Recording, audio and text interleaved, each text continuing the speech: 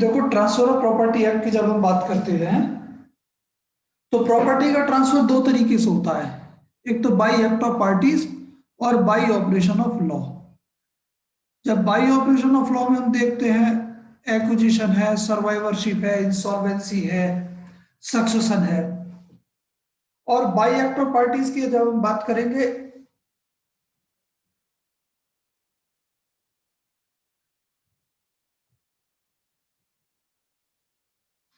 तो वहां हमारा transfer of property act applies होता है।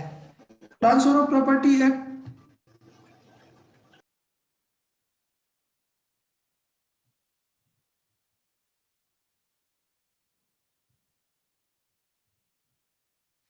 जो ट्रांसफर ऑफ प्रॉपर्टी एक्ट है केवल और केवल आपके उन ट्रांजैक्शन पर अप्लाई होता है जो बाय एक्ट होते हैं, यानी पक्षकारों के आपस के सामंजस्य से अप्लाई होते हैं, एग्जीक्यूशन में आते हैं।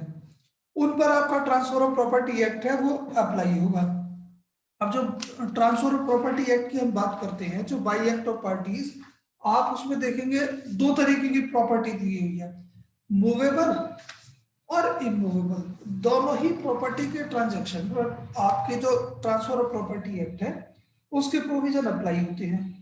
अब अगर हम मूवेबल और इमूवेबल दोनों तरीके की प्रॉपर्टी की बात करेंगे तो वहां आपके सेक्शन 5 से लेके सेक्शन 37 तक के प्रोविजन अप्लाई होते हैं। और अगर इमूवेबल की बात करते हैं तो सेक्शन 38 से लेके 53A तक केवल और केवल इमूवेबल प्रॉपर्टी वाले प्रोविजन अप्लाई होंगे। सेक्शन 54 से 57 तक सेल ऑफ इमूवेबल प्रॉपर्टी की बात करते हैं हम। 58 से 104 तक मॉर्गेज ऑफ इमूवेबल प्रॉपर्टी और चार्ज आप देखेंगे इसमें। 105 से 117 तक लीज, 118 से 121 तक एक्सचेंज, और 122 से 129 तक गिफ्ट, और 130 से 137 तक आप इसमें देखेंगे एक्शनेबल क्लेम। अब भैया जो एक्ट नंबर 4 है 1882 का, जो डेट ऑफ इनेक्टमेंट है 1882, 17 फरवरी, enact to the law amend the law relating to transfer of property by act of parties। अब जो आप इसको ऑब्जेक्ट देखते हैं, ऑब्जेक्ट का जो पीछे पर्पस क्या है, उन प्रावधानों को, उन प्रोविजन को, उन विधियों को अमेंड करने का इसके पीछे उद्देश्य दिया गया है जो ट्रांसफर प्रॉपर्टी के से संबंधित है और पार्टीज के एक्ट से जुड़े हुए हैं। Whereas it is expedient to define and amend a certain part of the law relating to transfer of property by act of parties।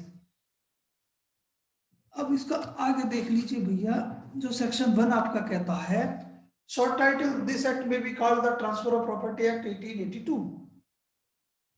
1 जुलाई 1882 को एनफोर्स में आ गया, और जहां तक हम इसके एक्सटेंट की बात करते हैं तो ये पूरे इंडिया पर लागू होता है उन क्षेत्रों को छोड़ करके जो 1 नवंबर 1956 से पहले पार्ट बी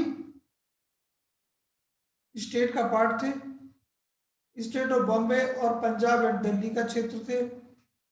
और दूसरी चीज ये कि जब इन क्षेत्रों की बात करते हैं तो जो state government, concern state government है, बाय नोटिफिकेशन के द्वारा इसके सभी पार्ट को या सारे पार्ट को या कुछ पार्ट को बाय नोटिफिकेशन उसके ऊपर एनफोर्स में ला सकती है।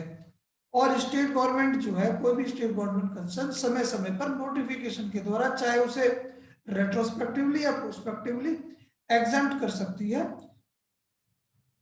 जो उसमें अलग से प्रोविजन दिए हुए हैं। सेक्शन 54 के प्रोविजन है, पैराग्राफ 2 एंड 33 की बात कर रही है, जहां सेक्शन 59 है, 107 है और 123 है। इन प्रोविजन को पूरे से या किसी पार्ट से एग्जम्प्ट कर सकते हैं। अब आते हैं आप इंटरप्रिटेशन क्लॉज की जब देखते हैं सेक्शन 3 में, तो सेक्शन 3 में सबसे पहले जो इंटरप्रिटेशन दी हुई है वो दी हुई है आपकी इमूवेबल प्रॉपर्टी की। इमूवेबल प्रॉपर्टी को दिया हुआ है, immovable property does not include standing timber, growing crops and grass. यानी कि नेगेटिव डेफिनेशन आपकी यहां दी हुई है और इनकम्प्लीट कहेंगे इसको आप एक तरीके से, क्योंकि पॉजिटिव डेफिनेशन आपके ट्रांसफर ऑफ प्रॉपर्टी एक्ट में नहीं दी हुई है। नेगेटिव वर्ड से शुरू होती है कि ये बता दिया केवल कि क्या क्या इसमें सम्मिलित नहीं होगा। अब स्टैंडिंग टिम्बर, ग्रोइंग क्रॉप्स और ग्रास, ये क्या है? ये सब ऐसी वस्तुएं हैं जो सब प्रॉपर्टी से उससे जमीन से अलग की जा सकती है। तो इसकी जो एक्चुअल डेफिनेशन है, एक्चुअल डेफिनेशन को देखने के लिए आप जाएंगे जनरल क्लॉजेस एक्ट के सबसेक्शन 26 ऑफ सेक्शन 3। वहां क्या दिया हुआ है? Land, benefit arising out of land and things attached to earth. अब देखो लैंड की तो बात करते हैं, लैंड तो क्लियर है। और दूसरा ये देखते हैं कि benefit arising out of land, ऐसी चीजें, ऐसे बेनिफिट्स जो संपत्ति से जुड़े हुए और संपत्ति से व्युत्पन्न होते हैं, यानी कि क्रिएट होते हैं वो बेनिफिट। दूसरा आप देखते हैं थिंग्स अटैच्ड टू अर्थ। और थिंग्स अटैच्ड टू अर्थ को समझने के लिए भैया आपके ट्रांसफर ऑफ प्रॉपर्टी एक्ट में आप आगे निकल जाइए, वहां दिया हुआ कि थिंग्स अटैच्ड टू अर्थ से क्या मतलब है। थिंग्स अटैच्ड टू अर्थ दिया हुआ है रूटेड इन द अर्थ, जैसे कि आपके पेड़ हैं, श्रब्स हैं। एम्बेडेड इन द अर्थ, जो वो चीजें जो आपकी जमीन से जुड़ी हुई है, जैसे कि वॉल्स है, बिल्डिंग्स है, और ये सारी क्या है वो, that is called embedded in the earth. और फिर आप देखते हैं attach to, what is so embedded for permanent beneficial enjoyment of that to which is it is attached, यानी कि वो चीजें, वो वस्तुएं जो एम्बेडेड इन द अर्थ है और उनसे परमानेंट यूज के लिए कुछ चीजें जकड़ी हुई है, एम्फासन की हुई है, उन चीजों को अटैच टू अर्थ में लेकर के आते हैं। अब ऊपर जब देखेंगे, देखो एम्बेडेड इन अर्थ क्या, ये दीवारें हैं, सारी चीजें हैं। और attach to emphasis the things what is so embedded in earth, emphasis क्या किया हुआ है, जैसे आपके जंगले हैं, आपके गेट हैं, आपकी क्या कहना है पाइपलाइन की फिटिंग्स हैं, या बाकी ऐसी चीजें जो परमानेंट यूज के लिए आपने उन दीवारों में या घर में लगाई हुई हैं, जिसे वहां से आप अलग नहीं करते हैं। अब दूसरा ये कि रूटेड इन द अर्थ में भैया एक चीज और देखेंगे, what shall not be include into the rooted in the earth. Rooted in the अर्थ यानी कि जिसकी जड़ें जमीन में फैली हुई हैं, does not include standing timber, growing crops and grass. यानी कि अगर रूटेड इन द अर्थ की भी आप बात करोगे, दैट इज इमूवेबल प्रॉपर्टी, क्योंकि इसकी जड़ें जमीन से फैली हुई हैं, but it does not include standing timber, growing crops. यहाँ लिखा हुआ सीधा सा कि इसमें इमूवेबल प्रॉपर्टी की जो डेफिनेशन है आपके जब बताते हैं, उसमें ये चीजें इंक्लूड नहीं होंगी। अब इन्हीं का, अब दूसरा ये है कि जब आप देखते हैं स्टैंडिंग टिम्बर, ऐसे पेड़ जो खड़े कास्ट है, जो खड़े हुए, जिनको अलग करने के लिए ही बोया जाता है। ग्रोइंग क्रॉप्स है, उगती हुई फसलें हैं भैया, फसलें परमानेंट ही जमीन में तो लगाई नहीं जाती, क्यों, अब लगा दी, अब परमानेंट यहाँ लगी रहेंगी। या ग्रास है, इनको वहां से अलग किया जाना है, इसलिए इसको इमूवेबल प्रॉपर्टी की डेफिनेशन में इंक्लूड नहीं किया गया है। अब यहाँ देखते हैं भैया कुछ ऐसे इंस्टांसेस है जो आपके इमूवेबल प्रॉपर्टी हो सकती है, जैसे कि आपने देखा कि beneficial interest arising out of land, that is right two way. अब जो आपका राइट टू वे है वो क्या है, इमूवेबल प्रॉपर्टी है कि आपको निकल के आने जाने का जो रास्ते का अधिकार है। राइट अंडर लीज और टीनेंसी, जो लीज और टीनेंसी की बात करते हैं उसके अंतर्गत जो भी राइट वहां क्रिएट होता है, it is also a property. Municipal corporation Bombay versus Lala Pancham का केस है, आप देख लीजिएगा, उसी में बताया कि राइट अंडर लीज और tenancy is a immovable property. Right to extract minerals from mines, अब ये क्या है, जो माइंस है उनसे मिनरल्स निकालने का जो एक्सट्रैक्ट करने का जो राइट है, that is a immovable property. Right to fishery है, Santosh Jaiswal versus state of Madhya Pradesh का केस है, देख लीजिएगा। राइट टू फेरी है, right to collect dues from fair और हार्ट है, right to take forest produce, for example tendu डीव्स etcetera and soil for making bricks. वहां से जो क्या नाम है, मिट्टी से जो भूमि सॉरी जमीन से जो मिट्टी निकालने का राइट है, किस चीज के लिए, ईंट बनाने के लिए, ये मूवेबल प्रॉपर्टी है। यहां पर हम राइट की बात करते हैं जो किसी जमीन से जुड़े हुए हैं। दूसरा right to collect land from its trees, mortgage डेब्ट है, इक्विटी ऑफ रिडेम्पशन है। अब दूसरा आप देखते हैं कि what do you mean bye movable property. में मूवेबल प्रॉपर्टी की डेफिनेशन तो ट्रांसफर ऑफ प्रॉपर्टी एक्ट में नहीं दी गई है, तो मूवेबल प्रॉपर्टी की डेफिनेशन के लिए आपको कहां जाना पड़ेगा, subsection 36 of section 3 of general clauses act, वहां उसने कह दिया कि define movable property as property of every description except immovable property, यानी कि जो आपकी इमूवेबल प्रॉपर्टी को छोड़ करके बाकी जितने भी प्रकार की प्रॉपर्टी है वे सब क्या है, मूवेबल प्रॉपर्टी है। या आप देखते हैं section 2G of registration act, वहां दिया हुआ है movable property as movable property includes standing timber, growing crops and grass. जब वहां पे सेक्शन 2G में आप देखेंगे रजिस्ट्रेशन एक्ट में, उन्होंने क्या स्टैंडिंग टिम्बर, ग्रोइंग क्रॉप्स और ग्रास को मूवेबल प्रॉपर्टी में इंक्लूड किया हुआ है। अब इसके बाद भैया देखते हो आप instrument, instrument means non testamentary instrument, यानी कि वो ऐसे दस्तावेज जो किसी व्यक्ति की वसीयत पर आधारित नहीं है, यानी कि टेस्टामेंट्री इंस्ट्रूमेंट वो नहीं है। तो टेस्टामेंट्री इंस्ट्रूमेंट, टेस्टामेंट्री डॉक्यूमेंट से अन्य जितने भी डॉक्यूमेंट है उन डॉक्यूमेंट की हम बात करते हैं जो bye act of parties create किए जाते हैं। अटेस्टेड, अब किसी दस्तावेज के संबंध में हम अटेस्टेशन से अगर बात करते हैं, attested means and shall be deemed always have mean, यानी कि हमेशा और प्रत्येक परिस्थिति में जो समझा जाएगा अटेस्टेड बाय टू और मोर विटनेसेस, और यानी कि जो अटेस्टेशन है, अनुप्रमाणन है, दो या दो से अधिक व्यक्तियों के द्वारा है, और each of you has seen, उनमें से प्रत्येक ने क्या देखा है, द एग्जीक्यूटेंट साइन और अफिक्स हिज मार्क। एग्जीक्यूटेंट कौन है, जिसने उस दस्तावेज को, उस डॉक्यूमेंट को एग्जीक्यूट किया है, उसके सिग्नेचर या उसके जो उसने उसके ऊपर कोई मार्क एफिक्स किया है। अब यहाँ पे मार्क से मतलब क्या होता है, मार्क से मतलब होता है कि थंब इंप्रेशन, कि पता लगाया तो भाई साहब ने सिग्नेचर किए हैं या अंगूठा लगा दिया टू द इंस्ट्रूमेंट, और has seen some other person sign the instrument in the presence and by the direction of the executant, या देखा है कि और एग्जीक्यूटेंट की डायरेक्शन में और प्रेजेंस में किसी अन्य व्यक्ति ने उसके ऊपर कोई अंगूठा लगाया है या सिग्नेचर किया है, या एग्जीक्यूटेंट से उस व्यक्ति ने पर्सनल एक्नॉलेजमेंट लिया हुआ है उस पर सिग्नेचर और मार्क करने के लिए, कि ऑथराइज एजेंट है उसका द्वारा वहां किसी एग्जीक्यूटेंट का signature of such person and each of whom has signed the instrument in the presence of the executant, और उनमें से प्रत्येक ने एग्जीक्यूटेंट की प्रेजेंस में वो सिग्नेचर किए हैं या अंगूठे लगाए हैं। लेकिन ये जरूरी नहीं होगा कि दो जो विटनेसेस की हम बात कर रहे थे उन दोनों विटनेसेस ने एक साथ वहां पर सिग्नेचर किए हो, उनकी एक साथ वो दोनों एक साथ उपस्थित रहे हो, अलग अलग समय पर भी हो सकते हैं। अब भैया आप यहाँ देखते हैं कि जो सेक्शन 3 में अटेस्टिंग विटनेस अटेस्टेशन दिया हुआ है उसके लिए आवश्यक चीजें क्या क्या, the attestation must be done by 2 और मोर पर्सन, दो या दो से अधिक व्यक्तियों के द्वारा अटेस्टेशन होना चाहिए।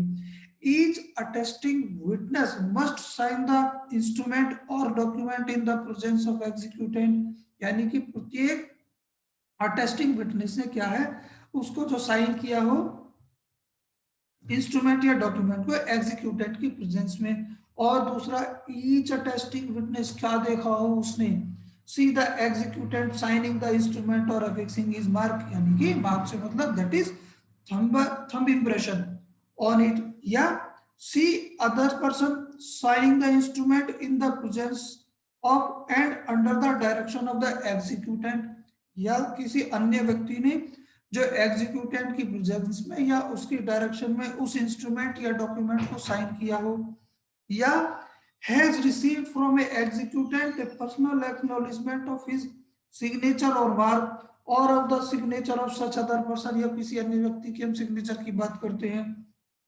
दूसरा, अगर किसी फॉर्मेट की आप बात करोगे, is there any format regarding attestation, तो अटेस्टेशन के रिगार्डिंग भैया कोई अन्य फॉर्मेट नहीं, कोई प्रॉपर फॉर्मेशन नहीं दिया हुआ है। और दूसरा ये कि जब आप जो अटेस्टिंग विटनेस की आप बात करते हो तो वो किस तरीके के होने चाहिए, तो 2 persons who are age of majority and possess sound mind, major होनी चाहिए, साउंड माइंड होनी चाहिए, can act as attesting witness, भैया मेजर हो और साउंड माइंड हो वो अटेस्टिंग विटनेस हो सकते हैं। दूसरा ये क्वेश्चन उठता है कि जो पार्टीज हैं ट्रांजैक्शन की, क्या वो अटेस्टिंग विटनेस हो सकती हैं, तो दूसरा उसके लिए आंसर है भैया the parties to the transaction can not be a attesting witness. अब दूसरा आप देखते हैं कि what do you mean by registered. Registered से मतलब है कि किसी भी दस्तावेज का, किसी भी डॉक्यूमेंट का उस लॉ से जो रजिस्ट्रेशन से संबंधित उस क्षेत्र में प्रिवेल करता है, उस लॉ के अंतर्गत registration is called registered. Registered means registered in any part of the territories to which the act extend under the law for the time in force regulating the registration of document. Attest to अर्थ आपने देख लिया भैया। अब आता है actionable claim. Actionable claim की अब बात करती हो भैया, दो चीजें यहाँ पर दी हुई हैं, एक दी हुई है अनसिक्योर्ड डेट और दूसरा दिया हुआ claim to beneficial interest in movable property which is not in the position of the claimant. अब यहाँ पर आप जो देखेंगे अनसिक्योर्ड डेट से मतलब क्या, अनसिक्योर्ड मनी डेट।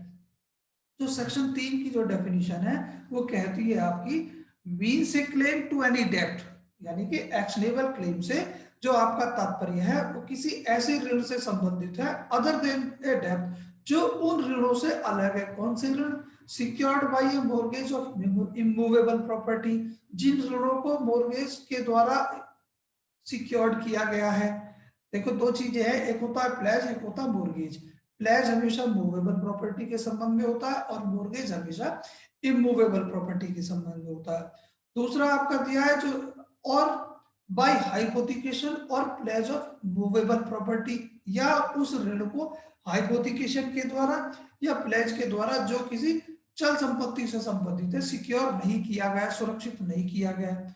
और to any beneficial interest in movable property, और कोई ऐसी बेनिफिशियल इंटरेस्ट है, लाभदायक हित है, लाभकारी हित जो किसी चल संपत्ति में निहित है और वो संपत्ति नॉट इन पोजीशन, चाहे वो आइदर एक्चुअल और कंस्ट्रक्टिव, या एक्चुअली या कंस्ट्रक्टिवली वो क्लेमेंट के पोजीशन में नहीं है, which the civil court recognise as affording ground for relief, जिसको सिविल कोर्ट क्या है, जिसके संबंध में सिविल कोर्ट रिकॉग्नाइज करता है या ये समझता है कि इस व्यक्ति के लिए उसके पास कुछ ग्राउंड है, कुछ कारण है जिसकी वजह से उसे उस चल संपत्ति के संबंध में कोई रिलीफ दिया जाना चाहिए। अब चाहे वो डेब्ट और बेनिफिशियल इंटरेस्ट की जब हम बात करते हैं वो एग्जिस्टेंट भी हो सकते हैं, एग्जिस्टेंट इन द सेंस यानी कि वर्तमान में अस्तित्व में भी हो सकते हैं, या एक्रूइंग हो सकते हैं जो बाद में क्रिएट हो जाते हैं, जैसे आपका अनबॉर्न पर्सन का हित होता है। दूसरा कंडीशनल और कंटिजेंट भी हो सकते हैं, कंडीशनल भी हो सकते हैं और कंटिजेंट भी हो सकते हैं। अब यहाँ हम देखते हो भैया कि दो चीजें निकल के आई, अनसिक्योर्ड मनी डेब्ट और claim to beneficial interest in movable property. और प्रॉपर्टी कौन सी है? Not in position of the claimant, और चाहे वो कंस्ट्रक्टिव हो सकता है या एक्चुअल हो सकता है। अब एक्शनेबल क्लेम की जब आप बात करते हो उसके भैया कुछ एग्जांपल, जैसे कि claim for arrear of rent, यानी कि जो किराया है उसका बकाया है, उसका जो क्लेम है, पता लगा मनीष ने अपना मकान किराए पर दिया हुआ है और वो मकान का जो किराया है हर महीने का 10,000 रुपये आता है और साल भर से किराएदार ने किराया ही नहीं दिया, तो ये जो क्लेम है ये एक्शनेबल क्लेम है। दूसरा क्या, क्योंकि अच्छा दूसरा इमूवेबल राइट है। Claims for money due under insurance policy, अब यानी कि इंश्योरेंस पॉलिसी के अंतर्गत जो मनी ड्यू हो जाती है उसको भी आप एक्शनेबल क्लेम में लेकर के आओगे। Claim for return of earnest money, जो पैसा कमाया हुआ उसकी वापसी की हम बात कर। Right to get back the purchase money when the sale is set aside. Right of a partner to sue for the account of the dissolved partnership firm. Muslim women's claim for her unpaid dower. इनको देख लीजिएगा भैया एक बार। दूसरा आप बात करते हैं फिर नोटिस की। नोटिस जब आप देखोगे भैया दो तरीके के नोटिस होते हैं, एक होता है एक्चुअल नोटिस, एक होता है कंस्ट्रक्टिव नोटिस। जब सेक्शन 3 में आप देखोगे एक्चुअल नोटिस से क्या मतलब है, a person is said to have effect have to notice of effect, कोई भी व्यक्ति किसी भी तथ्य के संबंध में सूचित माना जाता है। कब? सो नोटिस से मतलब यहाँ सूचना है, उसे उस तथ्य की सूचना है। कब? when he actually knows that fact, जब वो वास्तविक रूप से स्वयं उन तथ्यों के बारे में जानता है, that is called actual notice। अब दूसरा होता है कंस्ट्रक्टिव नोटिस। जो अब कंस्ट्रक्टिव नोटिस के लिए जहां कोई व्यक्ति जिसकी जिम्मेवारी है और उसके पास समय है और कारण है कि उसे उन तथ्यों के बारे में जानकारी कर लेनी चाहिए, लेकिन जानबूझ करके वो उसमें लापरवाही बरतता है, ग्रॉस नेग्लिजेंस बरतता है, तो उस स्थिति में ये प्रिज्यूम किया जाता है ही knows constructively knows about the fact when but for willful abstinence, यानी कि जानबूझ करके क्या वो प्रवृत्त रहा है, अलग रहा है फ्रॉम एन इंक्वायरी और सर्च, और जांच और सर्च जो ढूंढ उसके द्वारा की जानी चाहिए थी, which he ought to have made, जो जांच करनी चाहिए, और gross negligence he would have known to it, तो उस संबंध में ये माना जाएगा कि भैया उसे उन तथ्यों के बारे में जानकारी है। अब इसके साथ भी इसके एक्सप्लेनेशन दिए हुए हैं। जब एक्सप्लेनेशन की आप बात करते हो तो पहला एक्सप्लेनेशन क्या कहता है? पहला एक्सप्लेनेशन कहता है registration of an instrument is notice of all the fact stated in that instrument. अगर कोई डॉक्यूमेंट रजिस्टर्ड किया हुआ है, रजिस्टर्ड डॉक्यूमेंट है, तो उसके बारे में प्रिजम्पशन ये की जाती है कि इसके बारे में सभी व्यक्तियों को, क्योंकि वो जज इन रैम होता है, सभी व्यक्तियों को उसके तथ्यों के बारे में जानकारी है। अब क्यों जानकारी है भैया?